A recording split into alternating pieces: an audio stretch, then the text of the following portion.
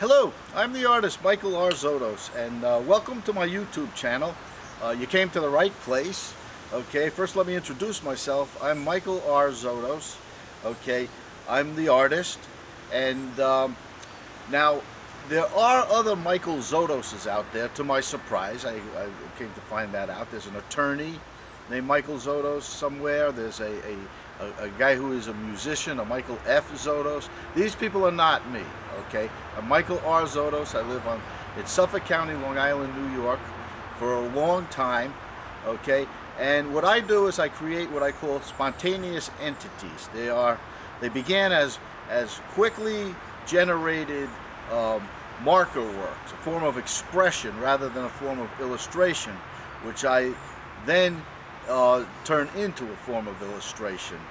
Now, it's an endeavor. It's not just pieces nailed to a wall someplace or on display in a gallery, okay? These are pieces of artwork that I put out in public, outside usually, for a lot of people to see. Many thousands of people have seen them, tens of thousands, hundreds of thousands. And I've been putting them usually out on eastern Long Island, in the Hamptons, and then on the North Fork of eastern Long Island since 2013, okay? I started getting press coverage in 2014, and I've been now in 10 newspapers that I know of, that I have copies of, okay?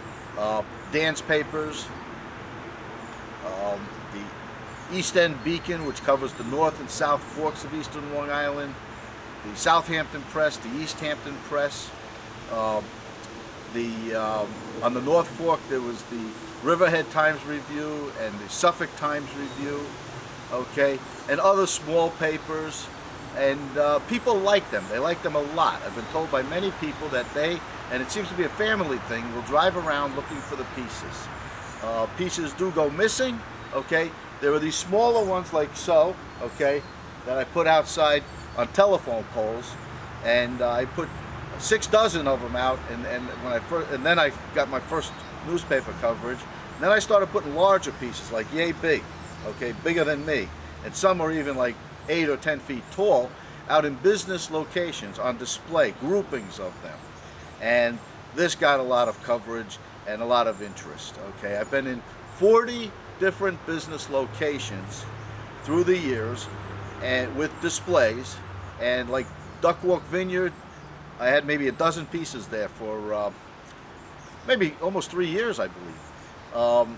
There's a place called Gas Hampton. It's a gas station on the highway in Southampton. They've been there now for 5 years, like 6 big pieces, and I changed them out, okay, when they start to wear. There was a place called Will Floor U. It's a linoleum company and carpeting in Hampton Bays for 3 years, but I take them in during the winter.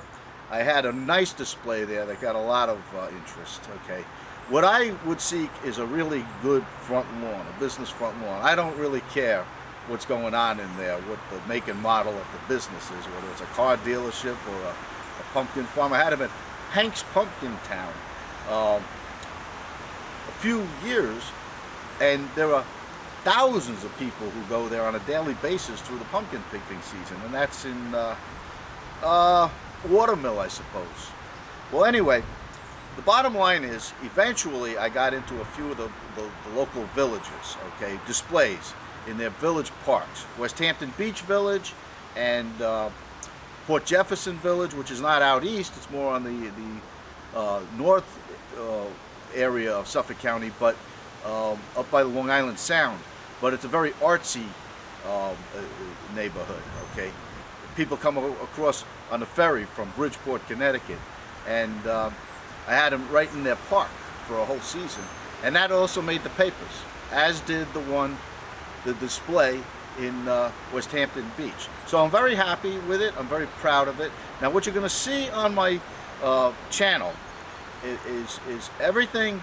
Every year I put up some videos, going back since I believe 2014 forward, and some of it I used archival video that I had taken earlier in the game, going back to like 2009, and then just posted it thereafter. But the bottom line, what I'm getting to, is that every year I post somewhere between 4 and 6 videos, and it's done chronologically. What I'm doing is showing the chronological development of my entire artistic endeavor from day one, from the beginning of when I was putting them outdoors and videotaping. And so you can go from the bottom, as if you go on my channel as you are, and you go to videos, which you are, okay, and you scroll down to the very beginning, you'll find the earliest videos, and then work your way up. And then towards the end of last year, 2022, okay, I hadn't had any videos up, so I decided to make these little art talks, which wound up becoming art concept talks. And I wound up making a lot of them. I would just come out here, as I'm doing right now, set up my camera in my front yard in front of my driveway, and talk on concepts. Now I want to talk a little bit about what these concepts are, because there's quite a bit, there's a lot of them now. And I try to keep them very short, 2 to 3 minutes, because I personally don't like to watch long talk videos, okay? If they don't get to the point pretty quick, it's goodbye Charlie for me, okay? And I feel that, first of all, it's not advice. I want to make sure and get that straight. I'm not giving advice. I don't believe in people giving art advice, unless it's like on how to do something technical, and you know, I want to learn something, then I'll watch that. But as far as people just getting on there and babbling advice, not for me, okay? But these are experiences I've had, and I explain the experiences, and they're opinions that I have based on my experiences. I have a pretty broad frame of reference on art from the street level, from going in and out of museums since really 2005, going in and out of galleries from 2007, and when the banking crisis hit, okay, out here on Long Island, there was some downtime. I went into New York City, which is 50 miles to the west of me. The Hamptons are 50 miles or 40 miles to the east of me, and so I would go into New York City and really case the galleries and got thorough knowledge. I actually opened up a small gallery with my art for a period, and what happens there is it was in a gallery building, so I got to meet the other gallery owners, you know, behind the scenes, so to speak. All right. Now my art is, as I say, I started as it's a spontaneous gesture. I take a marker and I just do, and that's what I really enjoy. It's a form of expression and not illustration, okay? And then I embellish it into where it is a form of illustration, and I came to recognize that I believe that the motivation for the way they come out, okay, the underlying subconscious motivation, as far as the final pieces, has to do with when I was very young, between 8 and 12 years old.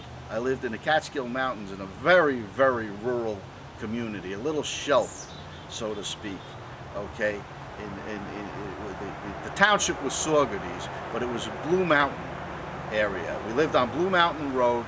There was like a swamp in the front yard, or a pond, okay? But and in the back there was a stream that ran to the reservoirs, and all kinds of outbuildings, big barn.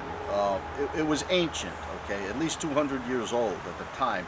And as a child being there, there was just so much to see and feel. But I used to play in the front pond with my friend Kathy, who lived next door. She's 6 months older than I am, and she knew everything. Everything was seasonal, and she knew the seasons as they're coming in. And we would reach our hands into the front pond and pull out the aquatic life and play with them. There were frogs and tadpoles, and then there were salamanders under the rocks, and she just knew what to find and what to do. And I believe that the psychology of seeing these things in their various states of development has worked its way into my pieces like this. There was also a lot of foliage, okay, that changed sometimes weekly, okay, and suddenly there was a lot of greenery and flowers everywhere. And then there were dragonflies and insects and spiders. I think all of that does work its way into my pieces. And once I recognized that, I really feel I kind of went more in that direction. Okay, so now I do want to point out one other thing. Okay, I've seen art talk videos on the computer, and everybody who does them are, they have an agenda of some kind. Some of them are professors or educators who are really just kind of enhancing their portfolio.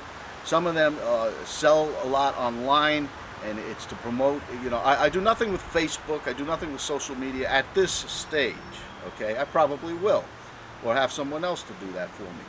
But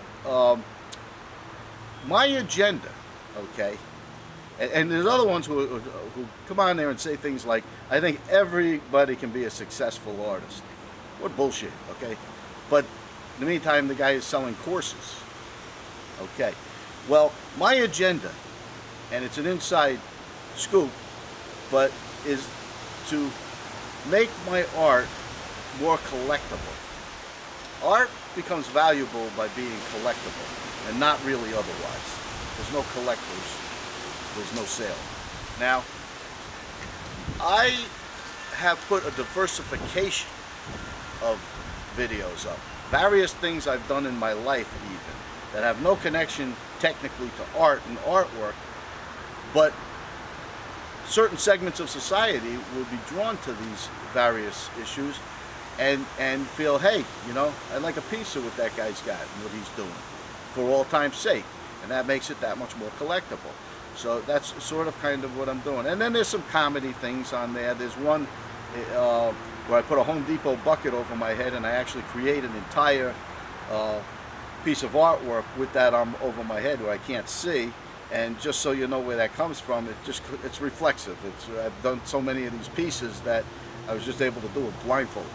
Okay. Well, anyway, I kept this as quickly as I could so I can get it all in, and I did. Okay. And I hope you enjoy my YouTube videos.